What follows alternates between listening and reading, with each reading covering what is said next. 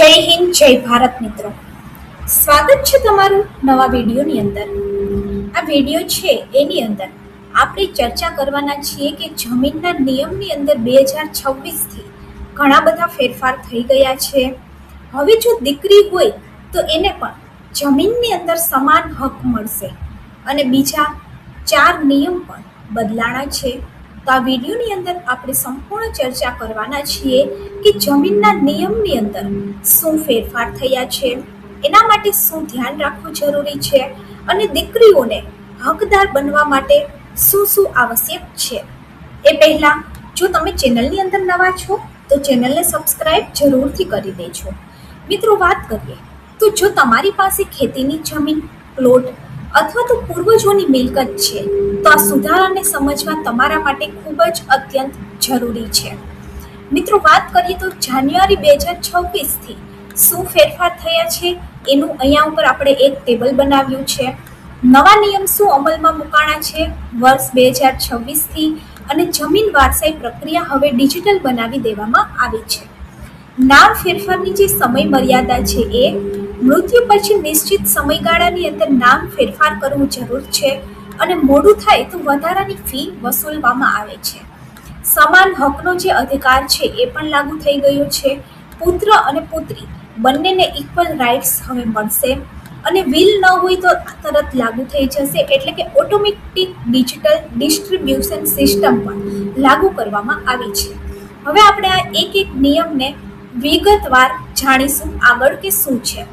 મિત્રો, વાત કરીએ તો મહત્વનો ફેરફાર સરકારે શું કામ કર્યો, તો સરકારી આંકડા મુજબ જમીન સંબંધિત મોટા ભાગના કેસ નેમ ટ્રાન્સફર, ડિલે, અધૂરું ડોક્યુમેન્ટેશન અને વારસાઈની ગેરસમજને કારણે જમીન સંબંધિત મોટા ફેરફારના જે કેસ છે એ મોટા ભાગે નામ ટ્રાન્સફર ડિલે થવું, અધૂરા ડોક્યુમેન્ટેશન અને વારસાઈની ગેરસમજને કારણે થતા હોય છે.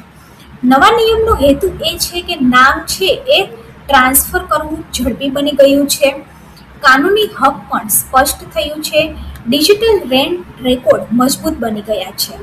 હવે 2026થી લાગુ થયેલા 5 મુખ્ય નિયમ શું છે, તો કે નિયમ 1 છે ડિજિટલ રજિસ્ટ્રેશન ફરજિયાત કરવામાં આવ્યું છે. ડિજિટલ રજિસ્ટ્રેશન શું છે, તો કે હવે માત્ર કાગળના દસ્તાવેજ પૂરતા નહીં ગણાય.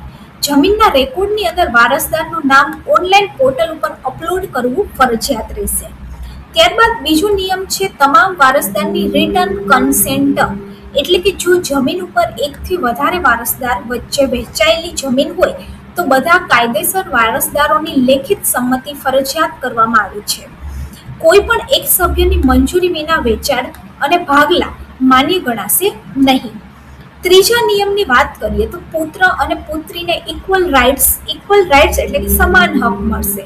2026થી પુત્ર અને પુત્રી બંનેને સમાન કાનૂની હક મળશે. લગ્ન થયેલી દીકરી પણ હવે સહવારસદાર ગણાશે.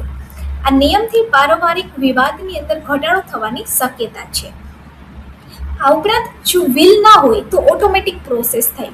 વિલ શું હોય, તો કે વિલ એટલે કે જ્યારે પણ આપણા બાપ દાદા હોય છે એક વિલ બનાવીને જાય છે કે મારી સંપત્તિ આમના નામે મારા મૃત્યુ પછી કરવાની, પરંતુ એમને જો એવું વિલ ન બનાવ્યું હોય, એટલે કે વકીલની સાઇન વાળું આ એક લીગલ દસ્તાવેજ અને વિલ હોય છે જેને વિલ કહેવામાં આવે છે. પરંતુ અમુક વાર એવું થાય કે જો માલિકે વિલ બનાવ્યું ન હોય તો જમીન ઉપર સરકાર દ્વારા નક્કી કરાયેલા કાનૂન સૂત્ર મુજબ ઓટોમેટિક ડિજિટલ સિસ્ટમ છે એ લાગુ થાય છે અને કોર્ટનો આધાર છે એ હવે ઓછો થઈ ગયો છે.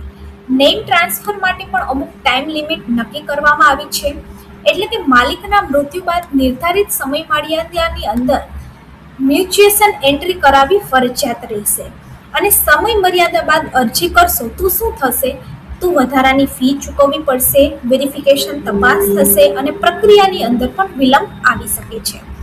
મિત્રો, વાત કરીએ તો પહેલા અને હવે આપણે સરળ તુલનાની અંદર સમજીએ તો નામ ફેરફાર પહેલા જે છે એ લાંબી અને મેન્યુઅલ પ્રક્રિયા હતી, પરંતુ હવે ડિજિટલ અને લિમિટેડ ટાઈમ વાળી થઈ ગઈ છે.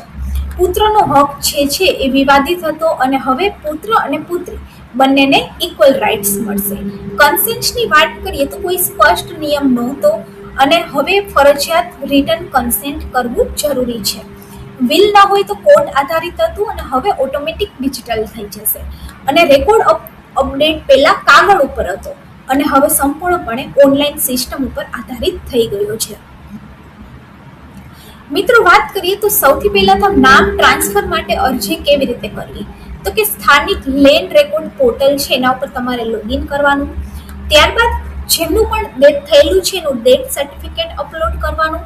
વારસદારની જે વિગત છે એ એન્ટર કરવી પડશે. જરૂરી ડોક્યુમેન્ટ સ્કેન કરી અને અપલોડ કરવાના રહેશે.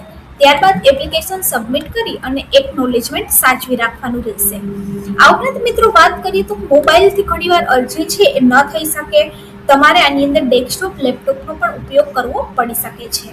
બધા જ વારસદારના આધાર અને આઈડી પ્રૂફ પહેલાથી જ તૈયાર રાખવા જોઈએ. સમય મર્યાદા એટલે કે મ્યુચ્યુએશન પૂર્ણ કરો, નહીં તો તમને પેનલ્ટી પણ લાગી શકે છે. અને જો મિલકત મોટી હોય તો તમારે આની અંદર લીગલ એડવાઇઝર લેવાની જરૂર છે. એટલે કે જો 2 કે 3 વીઘાથી વધારે જમીન હોય તો તમારે આની અંદર લીગલ એડવાઇઝરની સલાહ લેવી ખૂબ જ જરૂરી છે. કારણ કે લીગલ એડવાઇઝર જે છે એ તમને A to Z સંપૂર્ણ માહિતી આપે છે, તમારા કાગળ પણ તૈયાર કરી આપે છે અને નામ તમારું ઇઝીલી ટ્રાન્સફર કરી આપે છે. તો જો મિત્રો વિડીયો સારો લાગ્યો તો વિડીયોને લાઈક કરી દેજો અને આપણી ચેનલ ગવર્મેન્ટ સાથીને સબસ્ક્રાઇબ જરૂરથી કરી દેજો. આવી જ અવનવી માહિતી જાણવા માટે ચેનલને બીજાની જોડે પણ શેર કરી દેજો.